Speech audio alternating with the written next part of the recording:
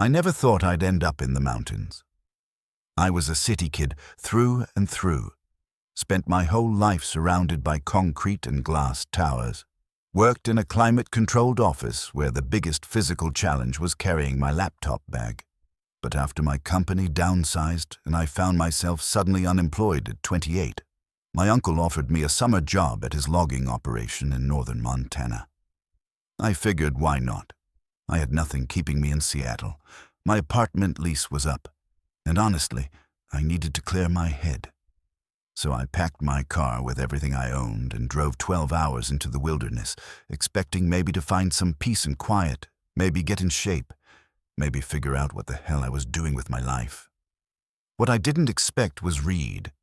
He was already there when I arrived, leaning against the side of my uncle's office cabin with his arms crossed, watching me pull up in my sedan that looked absolutely ridiculous next to all the pickup trucks. He was tall, probably 6'2", with broad shoulders and forearms that looked like they'd been carved from the same trees he worked with. His hair was dark and a little too long, curling at his collar, and he had this beard that was somewhere between rugged and unkempt. But it was his eyes that got me. Even from across the gravel lot, I could see they were this incredible shade of hazel, more gold than brown in the late afternoon sun.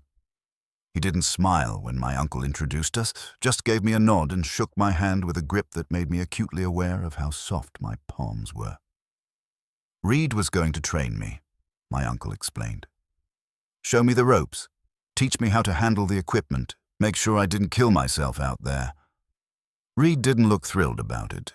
He just said okay in this low, rough voice and told me to be ready at 5 in the morning. Then he walked away, and I stood there watching him go, noticing the way his jeans hung on his hips and immediately feeling weird about noticing that at all. That first week almost killed me. Reed wasn't mean exactly, but he wasn't friendly either. He'd demonstrate something once, expect me to get it, and barely hide his irritation when I inevitably messed it up. My hands blistered, my back screamed, and every muscle I didn't know I had announced its existence through pain. I'd collapse into my bunk in the crew quarters each night too exhausted to even shower properly.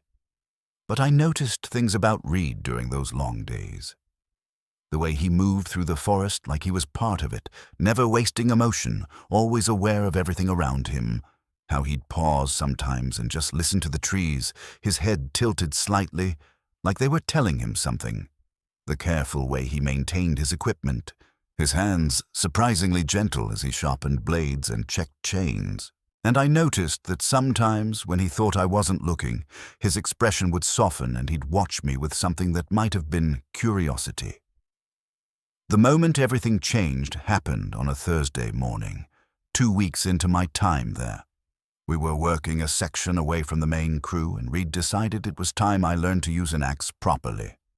Not the chainsaw yet, he said. I needed to understand the fundamentals first, needed to feel how the wood wanted to split. He handed me the axe, and I took a few pathetic swings at the log he'd set up, barely making a dent. I could feel my face burning with embarrassment. Then Reed stepped up behind me, so close I could feel the heat coming off his body, and said, "Here, let me show you." His hands covered mine on the axe handle, his chest pressed against my back, and suddenly I couldn't breathe for reasons that had nothing to do with the thin mountain air. He adjusted my grip, his fingers rough with calluses, and I could smell him, this mix of pine sap and wood smoke and clean sweat that made something twist in my stomach. His breath was warm against my ear as he talked me through the motion, telling me to feel the weight of the axe head, to let gravity do the work, to aim for the cracks in the wood. We swung together, his body moving with mine, and the axe bit deep into the log with a satisfying thunk. My heart was hammering so hard, I was sure he could feel it. He did it again, guiding me through another swing and another, and I wasn't thinking about the axe anymore. I was thinking about the solid presence of him behind me, the strength in his arms, the way his voice dropped lower when he was concentrating.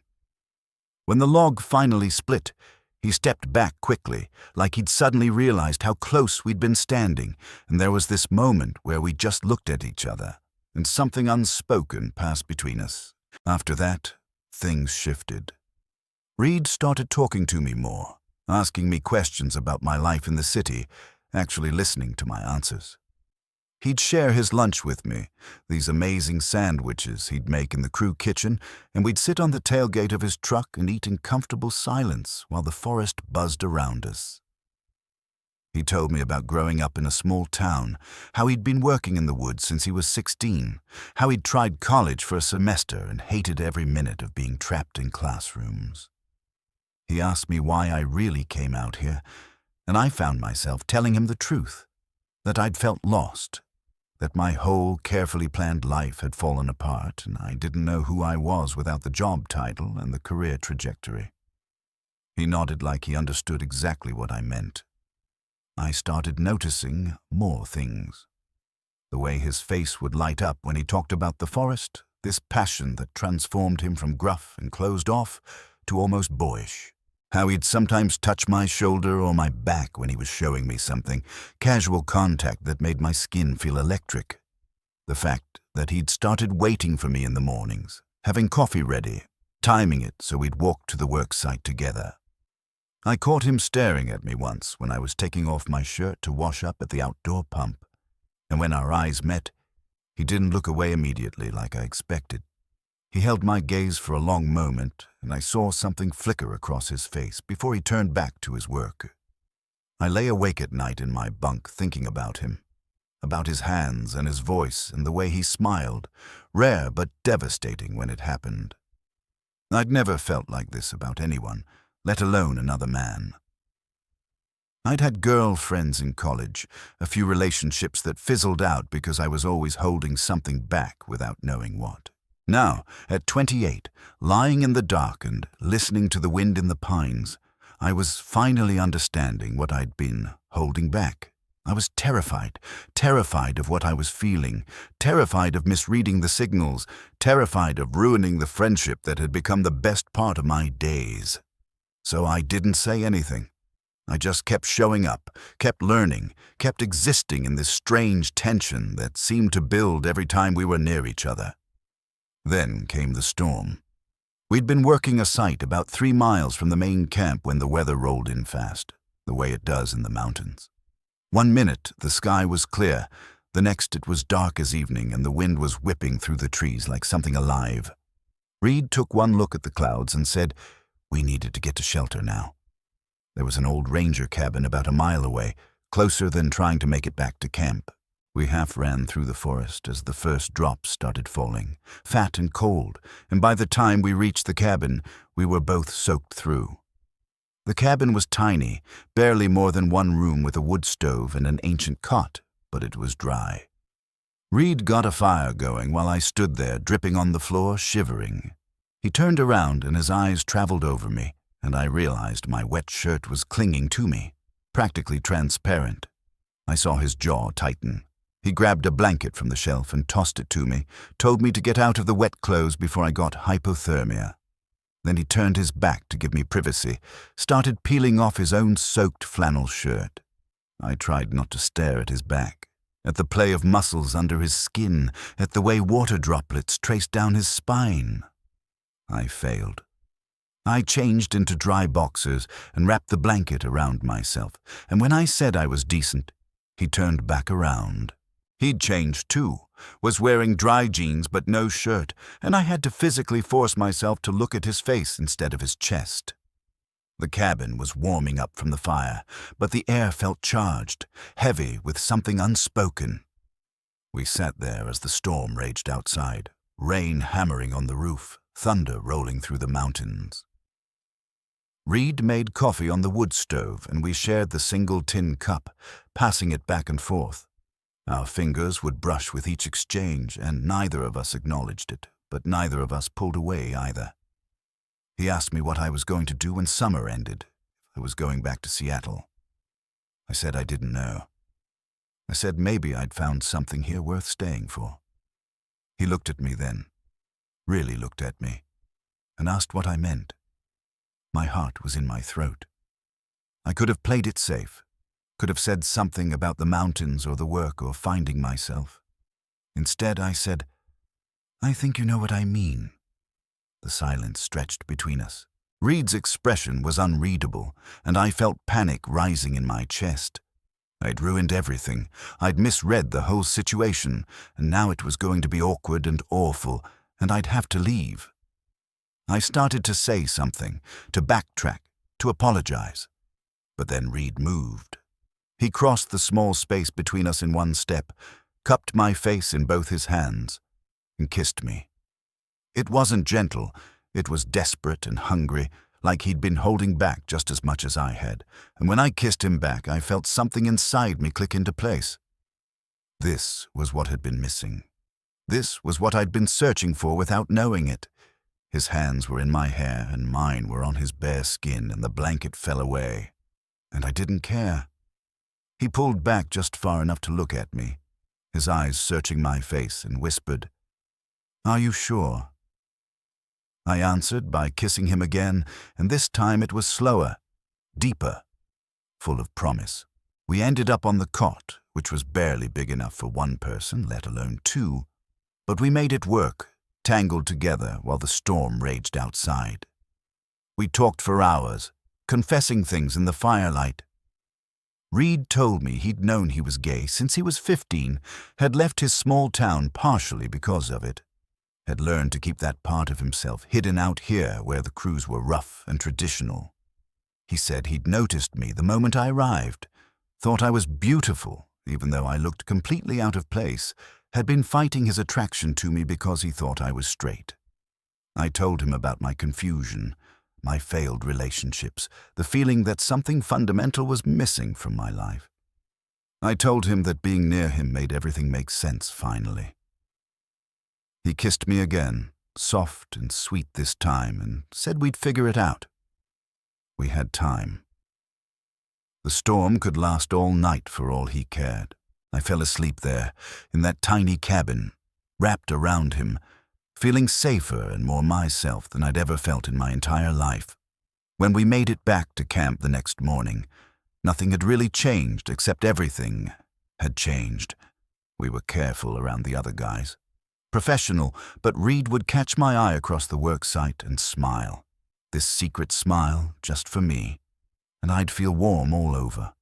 We started spending our evenings together, taking walks into the forest, finding private places where we could be ourselves. He taught me the names of trees and birds and showed me hidden waterfalls. I told him about books I'd read and movies I loved and dreams I'd forgotten I had. We talked about the future carefully, both of us afraid to assume too much but unable to hide our hope.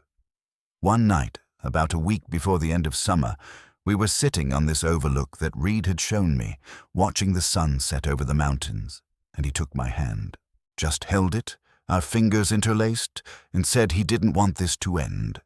Said he'd never felt like this about anyone, hadn't believed he could. Said he knew I probably needed to go back to the city, figure out my career, get back to real life, but he wanted me to know that this was real for him, that I was real for him. I looked at him, at this man who'd taught me how to swing an axe and how to read the forest and how to be honest about who I was, and I realized I'd already made my decision. I told him I'd been applying for jobs, but not in Seattle. I'd been looking at positions in Missoula, just 2 hours away. Environmental non-profits, conservation groups, things that would let me stay near the mountains, near him. His face transformed, that rare, beautiful smile breaking through, and he kissed me right there as the sun painted the sky gold and pink. I did get a job in Missoula. Started in September, rented a small apartment in town. Reed and I see each other every weekend, and during the week we talk on the phone for hours like teenagers. My uncle knows about us now. He figured it out on his own, pulled me aside one day and said Reed was good people and he was happy for us. Some of the crew knows too, and most of them don't care, and the ones who do can keep their opinions to themselves as far as I'm concerned. I'm learning that coming out, figuring out who you are, falling in love, it's not one moment. It's 1,000 small moments.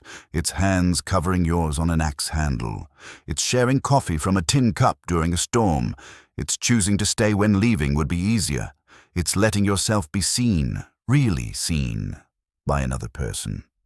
Reed taught me how to swing an axe, but more than that, he taught me how to be honest, how to be brave, how to build something real from nothing but hope and hard work. We're talking about getting a place together next spring, something between his work and mine, maybe with some land where we can have a dog and a garden. It's terrifying and exciting and nothing like the life I thought I'd have, and it's absolutely perfect. Sometimes I still can't believe this is my life, that I found this love in the last place I expected to find anything. But I guess that's how it works. You go looking for one thing, and you find something completely different, something better, something true. Last weekend, Reed and I went back to that overlook where he first told me how he felt. We brought a bottle of whiskey and sat there as the stars came out, and he told me he loved me. Just said it simple and clear, like it was the most natural thing in the world. I said it back, and it was the easiest and the hardest thing I'd ever said. Easy because it was true, hard because it meant being vulnerable, being open, risking everything. But that's what love is, I'm learning. It's the biggest risk and the biggest reward. It's letting someone stand close enough that they can feel you breathe and trusting them with that intimacy. It's finding home in a person instead of a place. I never thought I'd end up in the mountains, but here I am, and I'm not leaving. I found myself in the forest, in the work, in the quiet spaces between words. I found myself in Reed's eyes and his hands and his heart, and I'm finally home.